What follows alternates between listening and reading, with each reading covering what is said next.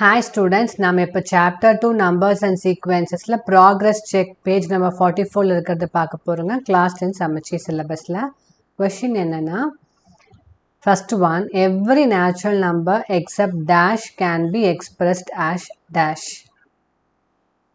So இப்ப first one வந்து பாத்தீங்கன்னா நீங்க எந்த natural number எடுத்தீங்கனாலும் for example இப்ப நீங்க வந்து 15 எடுத்துக்கோங்க. இது எப்படி எழுதலாம்? 3 into 5 எழுதலாம். That is 3 and 5 are the prime factors. That is எந்த ஒரு natural number நீங்க எடுத்தீங்கனாலும் அது prime factors நாம எடுத்துக்கலாம் except only one number. அது என்ன number? 1. So except 1, all the other natural numbers can be expressed as prime factors. இதாங்க first one ஓட answer. சரிங்களா? நான் 15 எடுத்துக்கிட்டேன். நீங்கள் எந்த நம்பர் வேணால் எடுத்துக்கலாம். இப்போ நீங்கள் 16 எடுத்தீங்கன்னா அது 2 into 2 into 2 into 2. ஓகேங்களா? இப்போ நீங்கள் வேறு 12 எடுத்துக்கோங்க. உங்களுக்கு என்ன வரும்?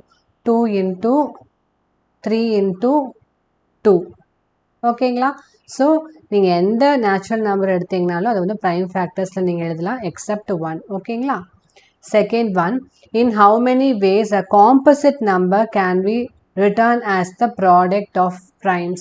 Composite numberங்கிறது எல்லாமே தான். இந்த 15, 16, 12 இது எல்லாமே வந்து உங்களுக்கு composite number தான். அந்த composite numbers எல்லாமே வந்து உங்களுக்கு product of prime வந்து எத்தனை விதமாக எழுதலாம்?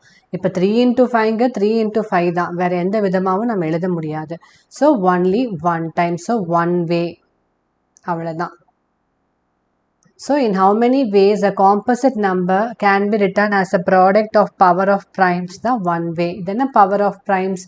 இப்போ இதில் வந்து பார்த்தீங்கன்னா 12 வந்து 2 into 3 into 2 அப்படின்னா என்னதுங்க?